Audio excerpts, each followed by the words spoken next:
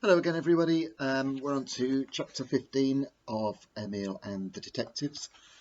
This is quite a long chapter, so what I'll probably do is to read it in two parts over 2 days, and you can follow the story there. It's quite, as I say, it's quite long.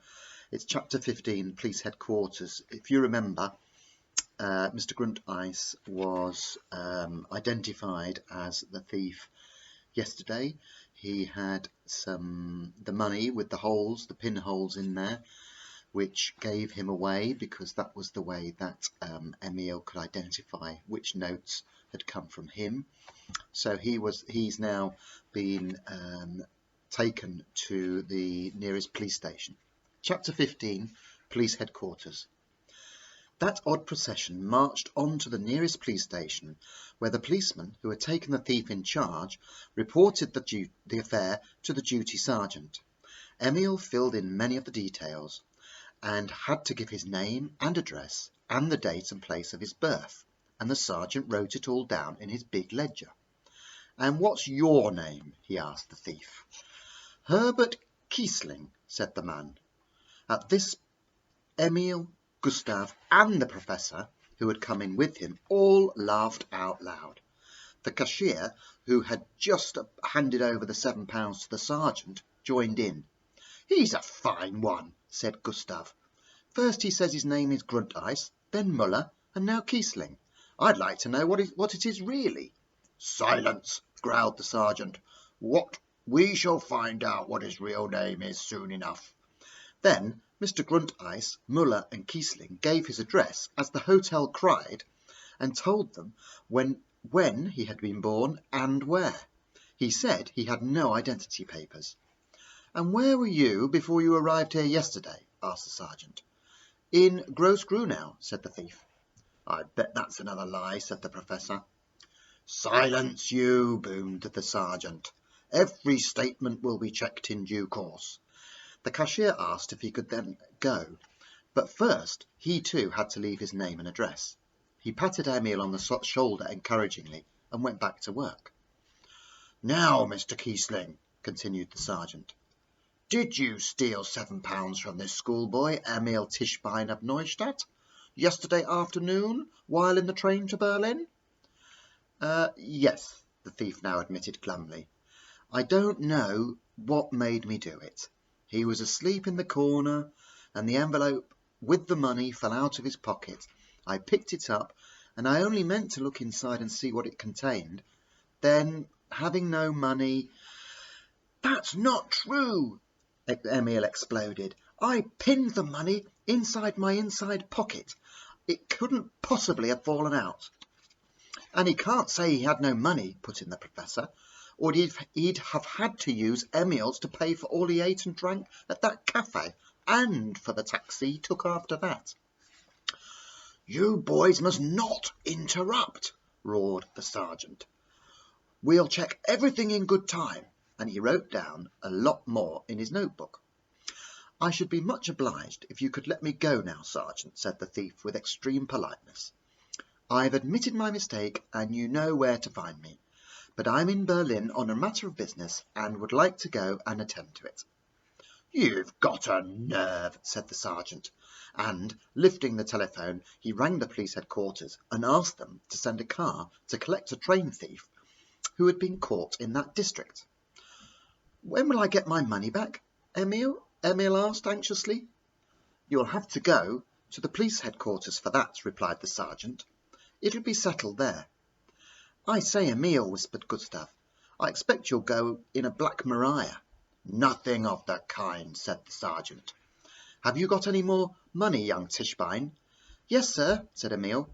"The boys collected some for me yesterday, and the hall porter at the Hotel Cried lent me 10 shillings. "Well, upon my word, you know your way about, don't you, you young rascals?" growled the sergeant. But it was a good-tempered growl. "Very well then, Tischbein. Take the Underground to Alexander Square and report to Sergeant Ludwig there.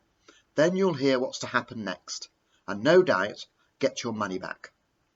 "Will it be all right if I go and give the porter back his 10 shillings first?" Emil asked. "Perfectly." The car arrived a few minutes later, and Mr. Gruntice was told to get in. The sergeant gave a copy of his report with the £7 to the policeman on duty in the car. The pin was attached to the report too. Then the car drove away. Crowds of children were still hanging about on the pavement, and they shouted after the thief, but he took no notice. Indeed, he put his nose in the air, as if he was quite proud of being seen driving in such a car. Emil shook hands with the sergeant and thanked him for his help. Then he told the boys outside that he would be getting his money back at the police headquarters, and that the hunt was over. At that, they all went streaming off together like a flock of sheep. Only the inner corps of detectives went with Emil to the hotel, and then on to the underground station to get his train to Alexander Square. "Don't forget to ring up Little Tuesday," he reminded them, "and let him know what has happened." He thanked them for helping him, and hoped he'd see them again before he went home. "I have to pay you back all the money you lent me too," he ended up.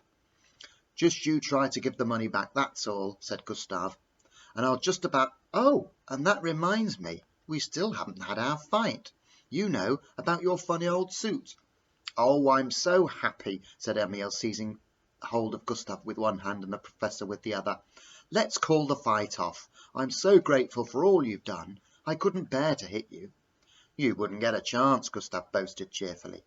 In the end, the three boys went together to police headquarters and were taken down long corridors and past a great many closed doors to the office of Sergeant Ludwig of the Criminal Investigation Department. He was just eating his mid-morning lunch when they were announced. Said Sergeant with his mouth full. "Emil Stuhlbein, amateur detective. We had a phone call about you. The superintendent wants a word with you. Come with me." "My name is Tischbein," Emil corrected him. "Oh, much the same thing," said the sergeant, taking another bite out of his sandwich. "We'll wait for you here," said the professor to Emil. "Don't be long," added Gustav. "It makes me frightfully hungry to see anyone munching away like that." Sergeant Ludwig led Emil down some corridors. He turned left, then right, then left again, and finally knocked on a door. A voice called, "Come in," and the sergeant turned the handle and, still munching, announced, "The young detective Emil Fischbein. You've had some information about him, sir." "My name is Tischbein," Emil said again. "Quite a good name too," mumbled the sergeant, giving him such a shove that he almost fell into the room. The superintendent was a pleasant man. He made Emil sit down in a comfortable armchair and tell him the whole story very carefully from beginning to end.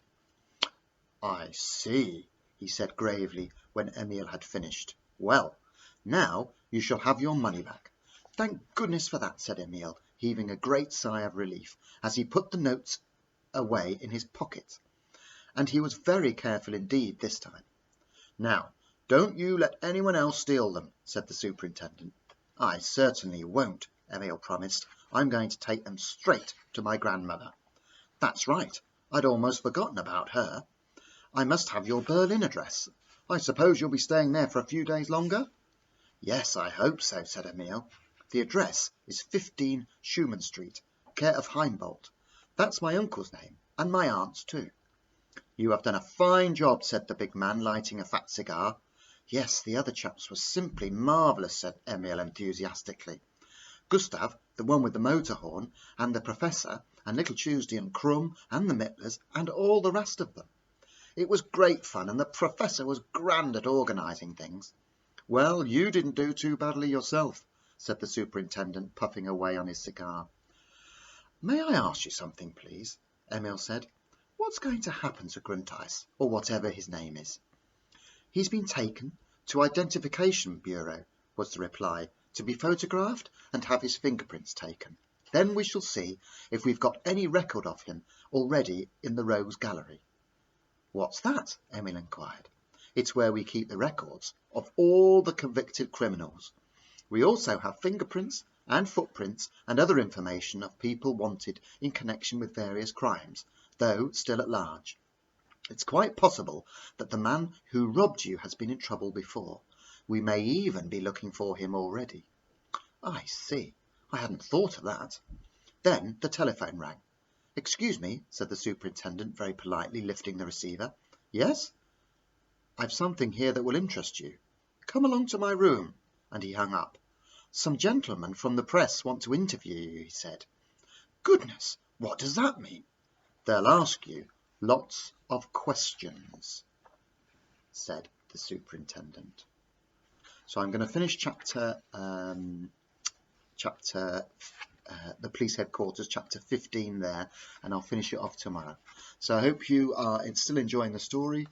I hope you stay safe. Have a good evening, and I'll see you tomorrow.